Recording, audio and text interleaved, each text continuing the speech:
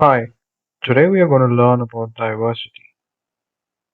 This is chapter 1 from Social and Political Life, class 6. Let's begin.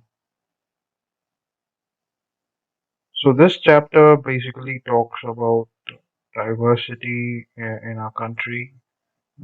It talks about regional, cultural, religious diversity and many other things. So, let's begin. Look around you in the classroom. Do you see anyone who looks exactly like you do? So, in this chapter, you will learn that people are different from each other in many ways.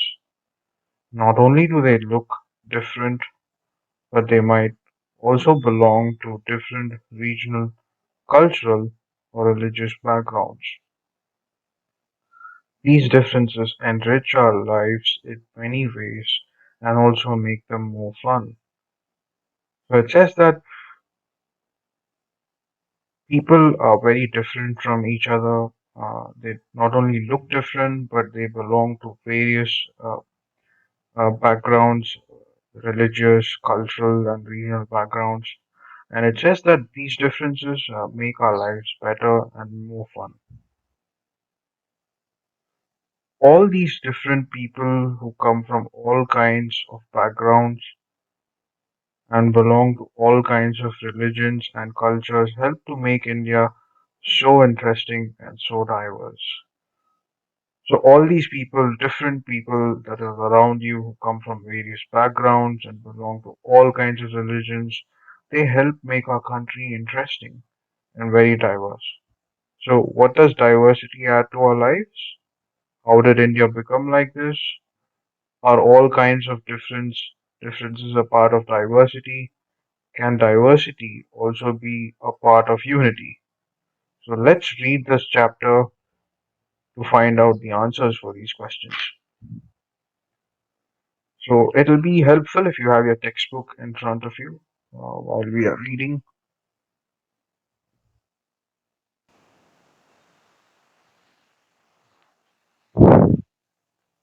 Three children around your age have drawn the figures above.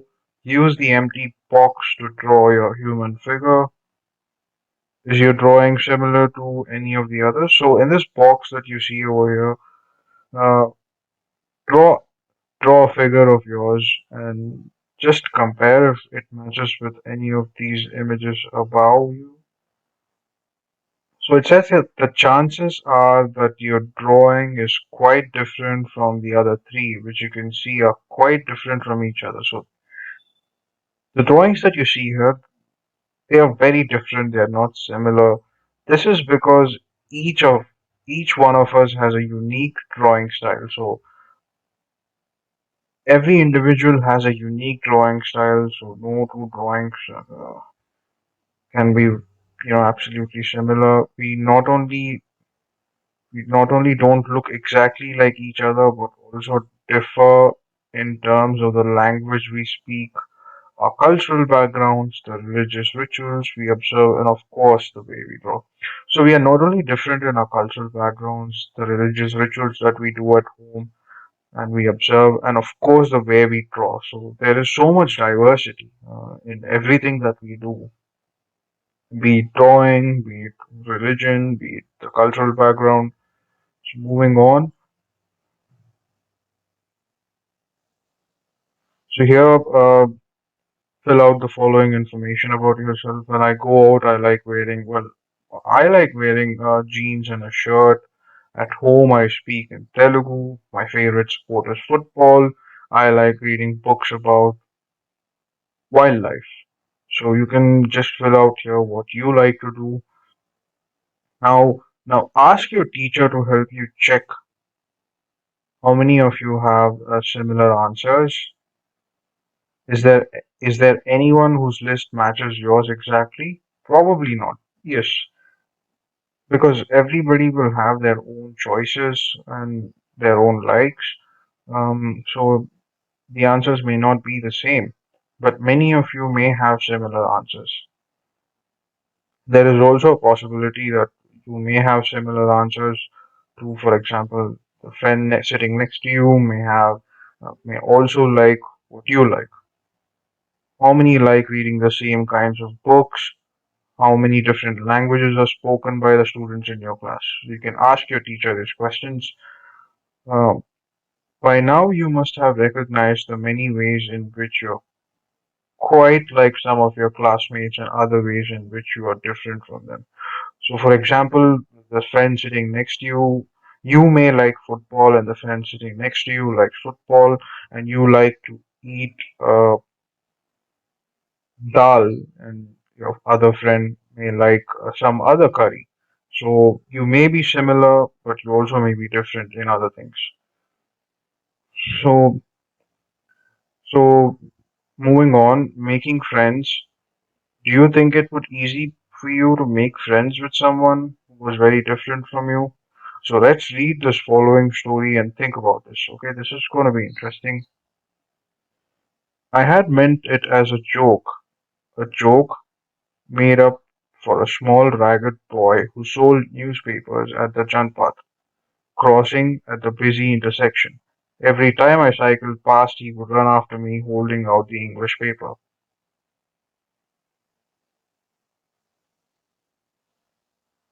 and screaming out the evening's headlines in a mixture of Hindi and English words. This time I stopped by the pavement and asked for the Hindi paper. His mouth fell open. You mean you know Hindi? He asked. Of course, I said as I paid for the paper. Why, what do you think? He paused.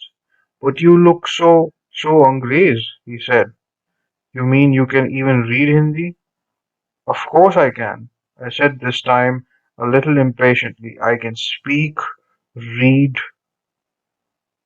and write Hindi. Hindi is one of the subjects I study in school. Subjects? He asked. How could I explain what a subject was to someone who had never been to school? So the guy selling newspapers has never been to school. That's a really sad thing. Well, it is something. I began. But the lights changed, and the honking behind me grew 100-fold, and I let myself be pushed along with the rest of the traffic. So he was not able to answer because people behind him were honking in the traffic signal. So he just had to hurry up. And the story continues. The next day, the next day he was there again, smiling at me and holding out a Hindi paper. Bhaiya, he said, आपका अखबार बताइए ये subject क्या चीज है? The English word sounded strange on his tongue. It sounded like its other meaning in English, to be ruled by someone else. So, here to understand this, usually the king and his subjects, that's where this word subject can also be used. So, I think in that context, they were telling that. Oh, it's just something to study, I said. Then, because the red light had come on, I asked him, have you ever been to school? Never, he answered. And he added proudly, I began working when I was so high. He measured himself against my cycle seat so that the boy selling newspapers never went to school, and he he began working since he was very young. First, my mother used to come with me, but I can do it all alone. Where is your mother now? I asked, but then the lights changed and I was off. I heard him yell from somewhere behind me, she's in Meerut with the rest. The rest was drowned out.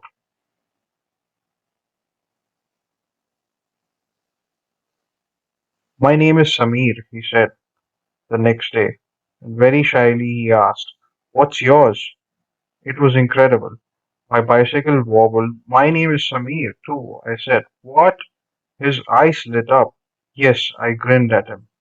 It's another name for Hanuman's father, you know.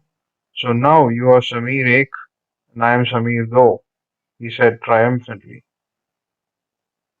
Something like that, I answered, and then I held out my hand. Haath milao, Samir Do. His hand nestled in mine like a little bird. I could still feel its warmth as I cycled away.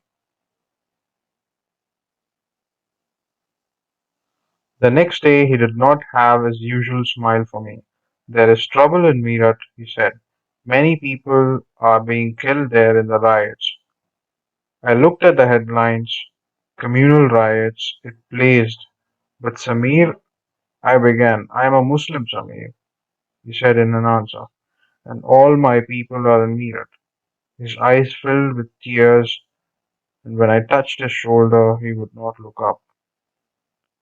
He was not at the crossing the day after, neither the day after, nor ever again, and no newspaper in English or Hindi can tell me where my Samir Do has gone.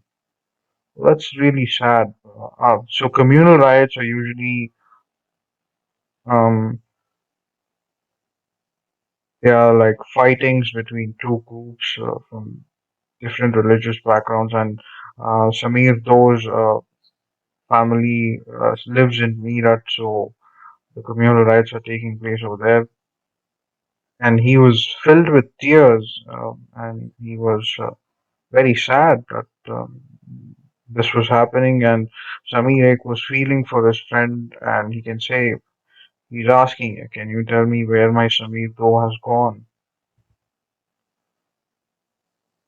So here, name three ways in which Samir Ek and Samir Do were different. Did these differences prevent them from becoming friends? So here it is. Moving on.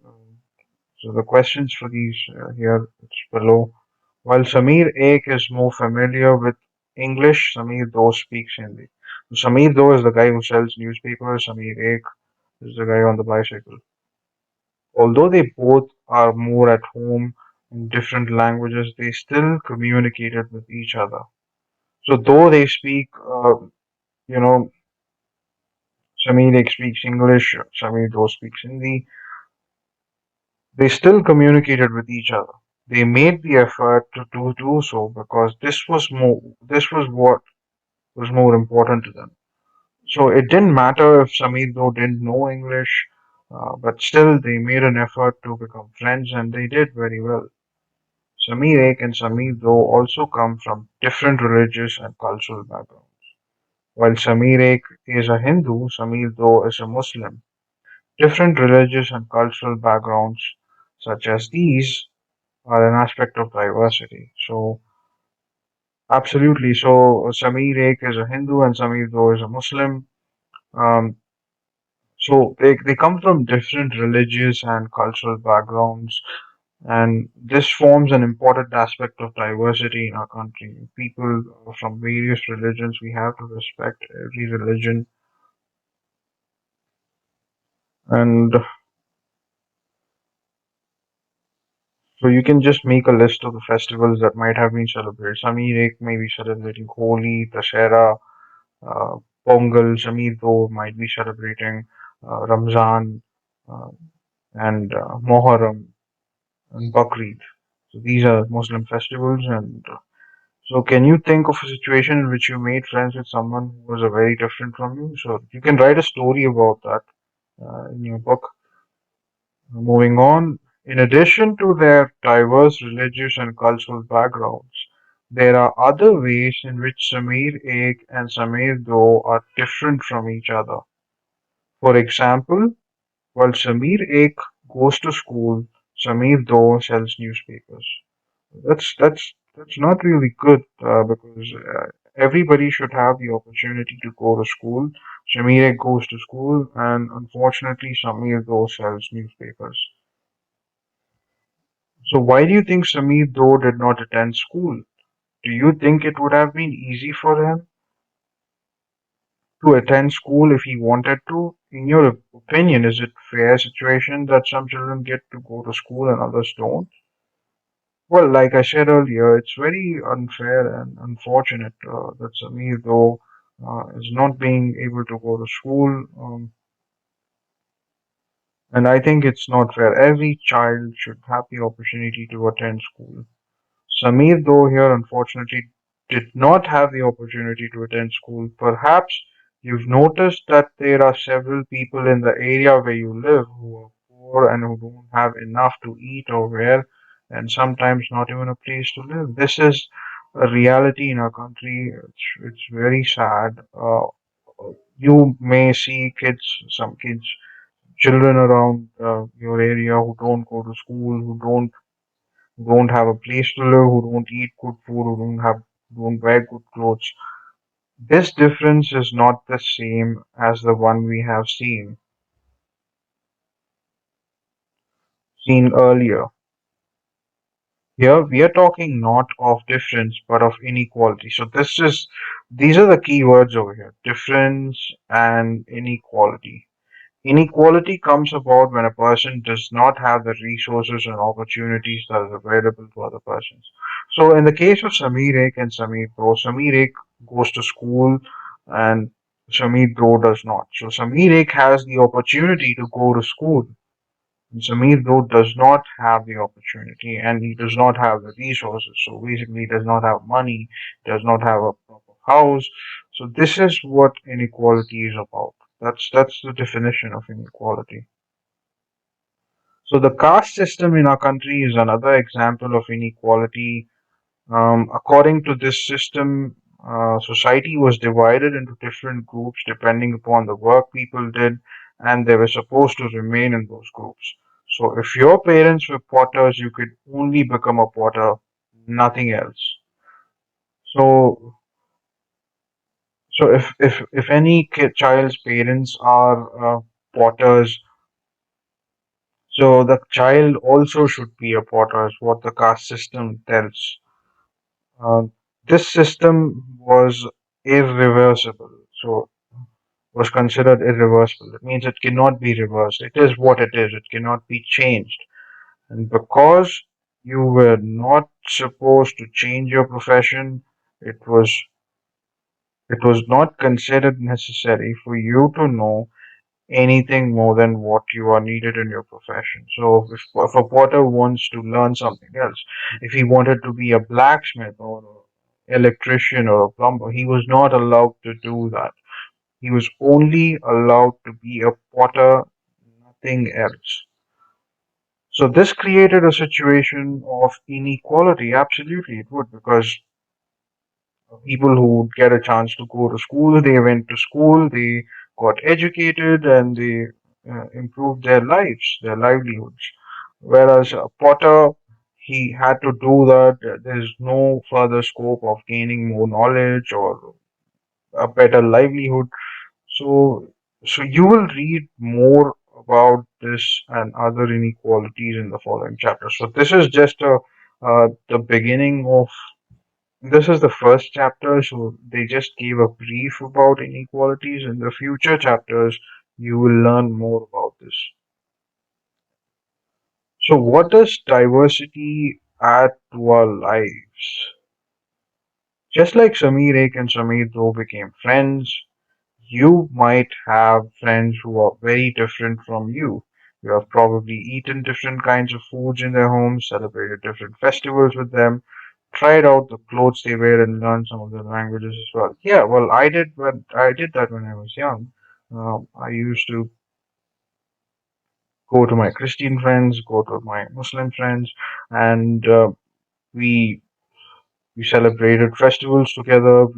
I tried wearing clothes that were worn during those festivals. So it was pretty good. It was pretty exciting. You should try that too. So make a list of food that you have eaten from different parts of India. So that list is endless. Every state has a very diverse set of dishes, and make a list of the language besides your mother tongue that you can speak at least one or two words of. I can speak a bit of Tamil and Hindi. Uh, that's and my mother tongue is Telugu, by the way. That's pretty good. So you probably like reading and hearing stories and adventures about different animals, people, and even ghosts. Perhaps you even enjoy making up stories yourself. Many young people feel happy when they read a good story because it gives them lots of ideas to make up more stories. People who write stories get their ideas from all sorts of different places, from books and real life and from their imagination. Yes, certainly. Some may have lived in forests, close to animals, closer to write out their fights and friendships. Others read real accounts of kings and queens and wrote stories about love and honor. Some dipped into their own childhood memories of school and friends and wrote stories of adventure. So, what's your story? Why don't you write a story about where you're from, how you grew up, how's the place that you live in? You can use your imagination. So moving on, imagine if all the storytellers and writers that you have heard and read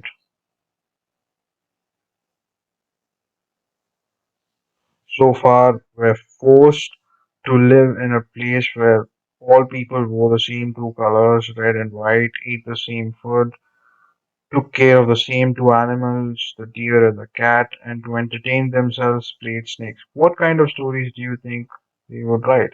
Well, I'm sure they would write not very interesting stories because they are limited to only two colors, red and white, ate the same food every day, potatoes, took care of the same two animals, the deer and the cat, and they only played one game, snakes and ladders. So I don't want to live in such a world. I'm sure you would not as well. So imagine that you're a writer and artist who lives in a place described above. See, either write a story or draw a picture of your life here. Do you think you would enjoy living in a place like this? I'm sure you would not. List five different things that you would miss the most if you lived there. So just list what you would miss over there. And moving on, see, India is a country of many diversities. We speak different languages, have various types of food, celebrate different festivals, practice different religions. Absolutely, we speak so many languages: Hindi, Telugu, Kannada, Tamil, um, Malayalam, uh, and so many other more. But actually, if you think about it, we do many things that are similar, except that we do them in different ways. Absolutely. How do we explain diversity? A little more than 200 years ago, or long before the train, aeroplane, bus, or car became a part of our lives, people traveled from one part of the world to another in ships, on horses, on camels, or on foot. Yes, before 200 years back, they didn't have trains, aeroplanes, buses, or cars. People travel from one part of the world to another in ships, horses, camel, or foot. Some people do that even today.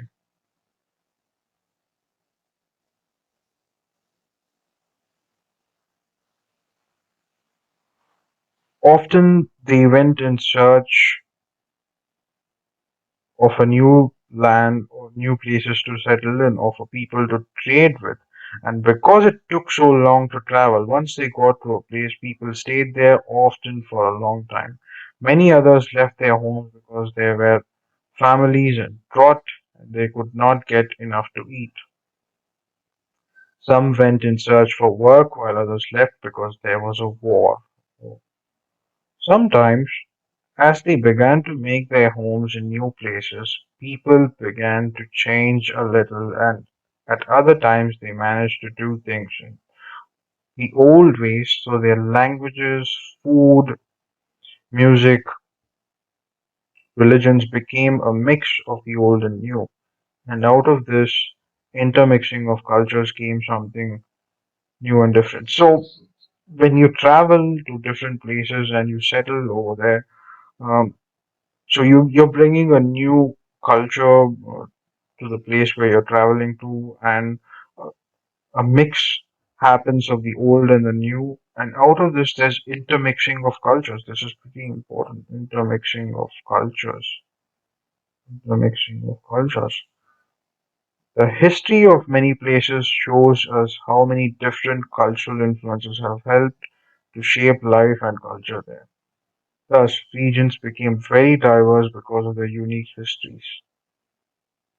Similarly, diversity also comes about when people adapt their lives to the geographical area in which they live. For example, living near the sea is quite different from living in a mountainous area. Yeah, so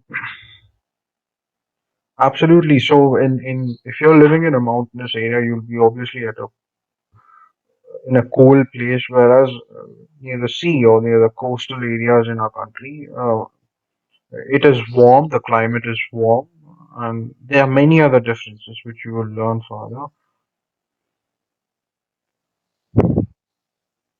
Not only do people have different clothing and eating habits, but even the kinds of work they do are different. In cities, it is often easy to forget how closely people's lives are tied to their physical surroundings. This is because in the city, people seldom grow their own vegetables and grain.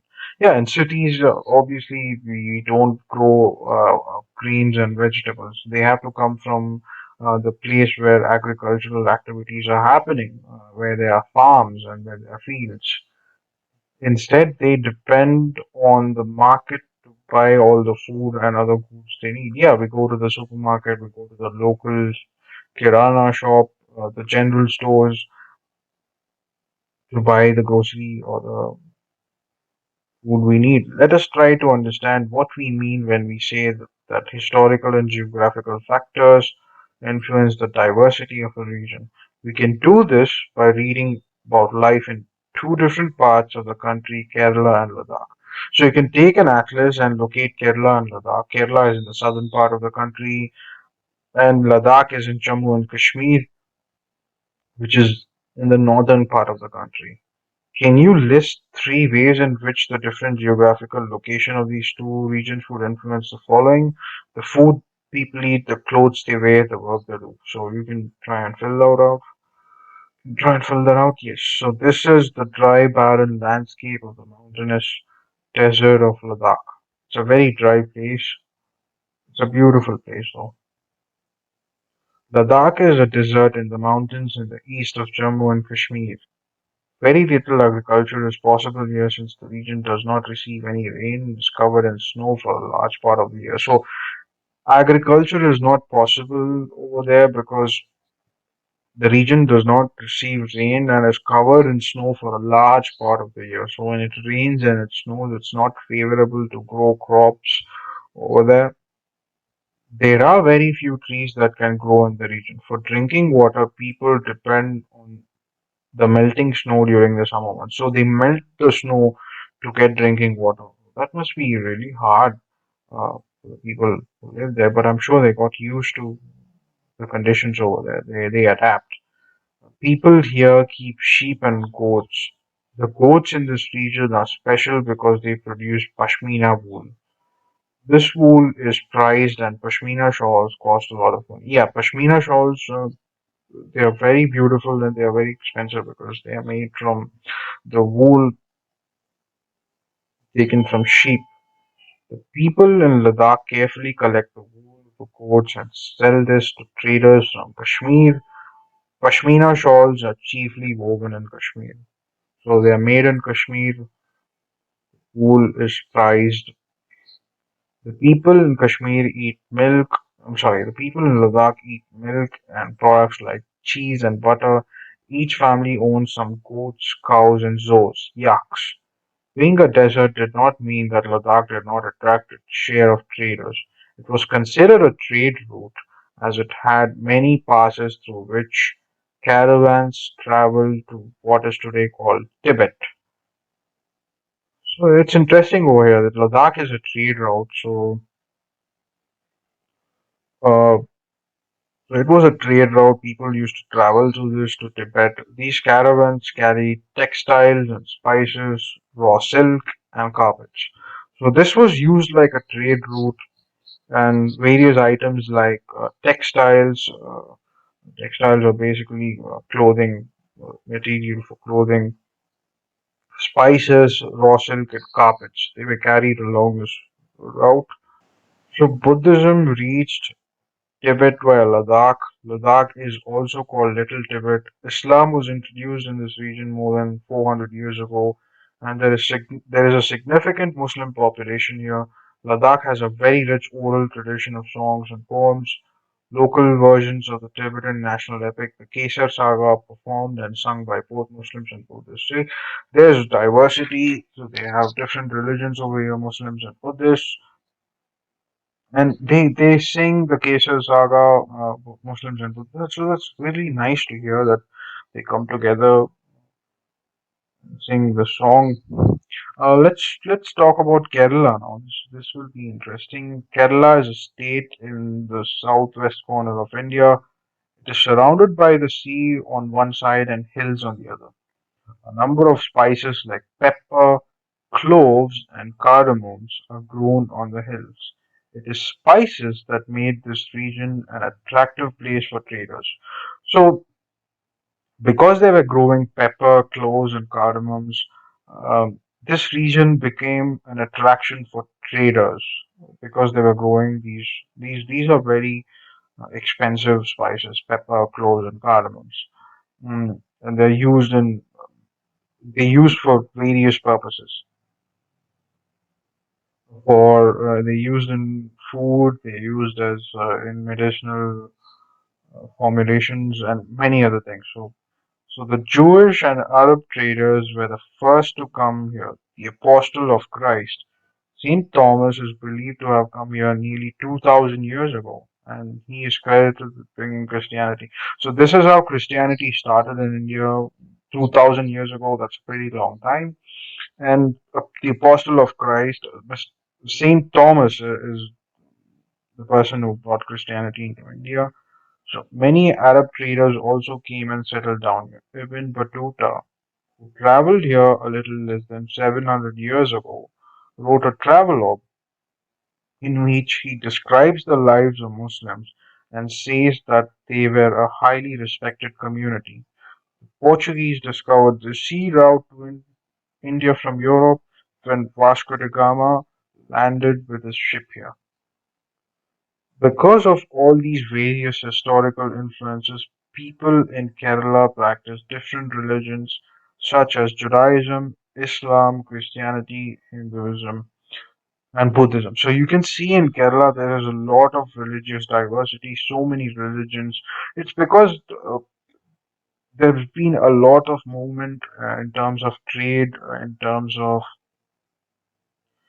people coming in like St. Thomas, Ibn Battuta. And so there's a lot of trade that happened in this region. That's the reason, that's one of the reasons why there is so much religious diversity because people came from various countries to Kerala uh, primarily for trade, and they obviously, like we read earlier, so whenever people from other cultures come to a new place, there'll be intermixing of cultures. So that's what happened over here. That's the reason you see so many religions, which is actually really nice.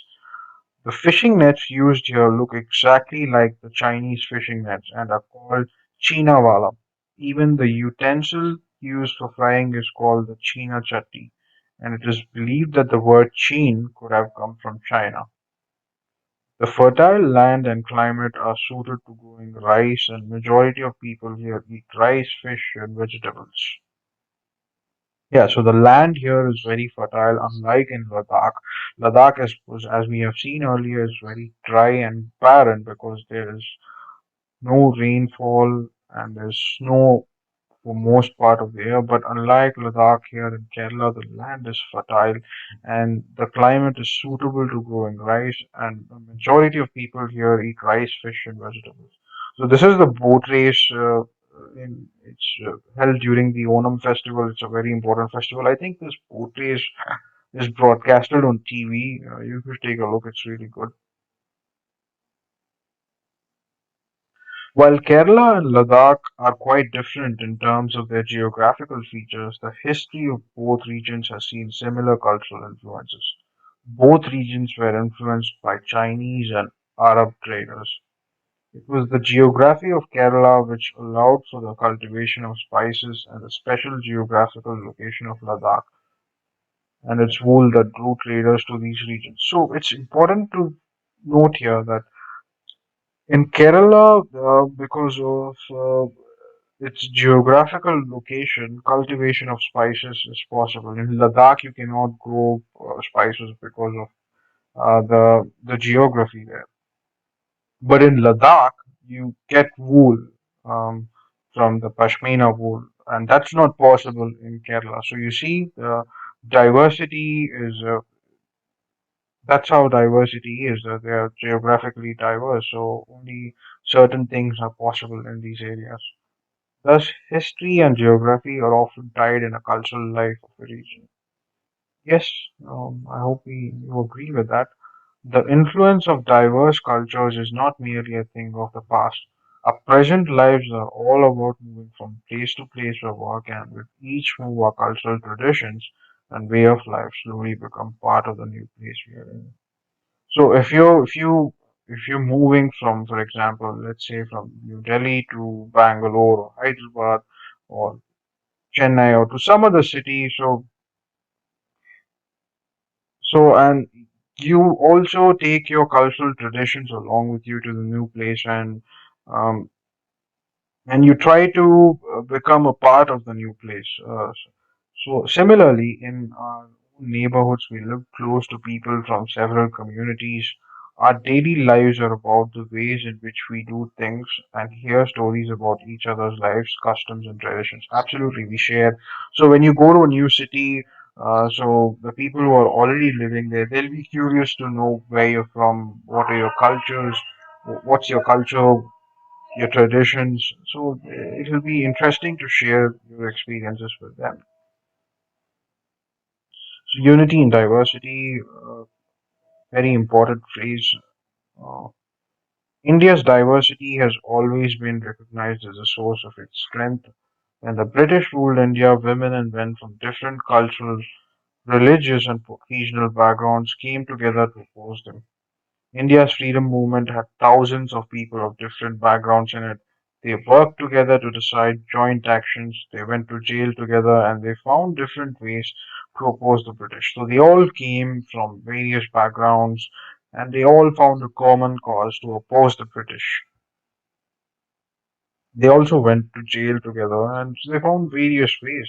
For example, Gandhi's salt satyagraha and so many interesting ways they opposed the British. We'll read about all these struggles in future chapters. Interestingly, the British, though they could divide Indians because they were so different and then continue to rule them, but the people showed how they could be different and yet be united in the battle against the British. So the British thought it would be easy for them to rule over us because we were different. They could divide us and rule us, but we showed them that it's not that easy. We can be different and yet be united in our battle against the British. So here you see a song that was sung by the Indian People's Theatre Association. So this song was sung after the Jallianwala Bagh massacre in Amritsar, in which a British general opened fire on a large group of unarmed, peaceful people, killing many and wounding even more men and women. Hindus, Sikhs, and Muslims, rich and poor, gathered to protest against the British. This song was composed and sung to honor the memory of those brave people. They were really brave. They had gone to oppose the British and they were shot dead by the British also. And this was a tribute to them. This song that was written as a tribute. It's really great. So moving on.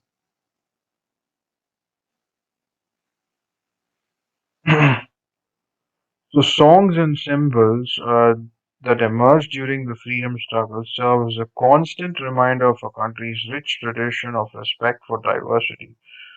Do you know the story of the Indian flag? It was used as a symbol of protest against the British by people everywhere.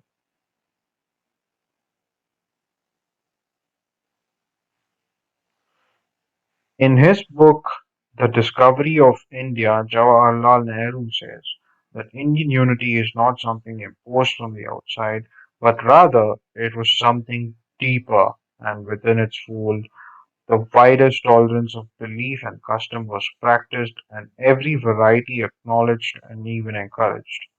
So it says that Indian unity was not imposed by any outsider. So Indian unity was from within. It was from within us Indians. It was not imposed by the British or any other foreign force.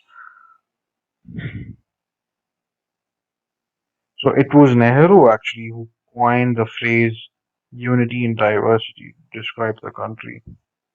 That's really good.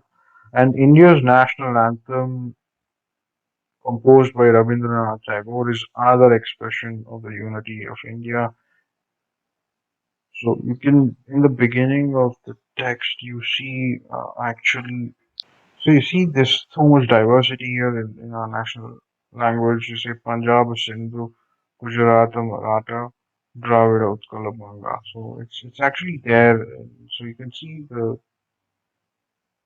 this beautiful uh, these beautiful lines in this national anthem. Punjab, Sindhu, Gujarat, Maratha, Dravida, Utkala, Banga. So India is a diverse country. We all should. So diversity, to sum all this up, diversity is simply being different in simple words. And we should all embrace our diversity and be actually very proud that India is a diverse country, and we embrace and cherish unity and diversity. Thank you for watching. I'll soon upload the next chapter. See you again. Thank you.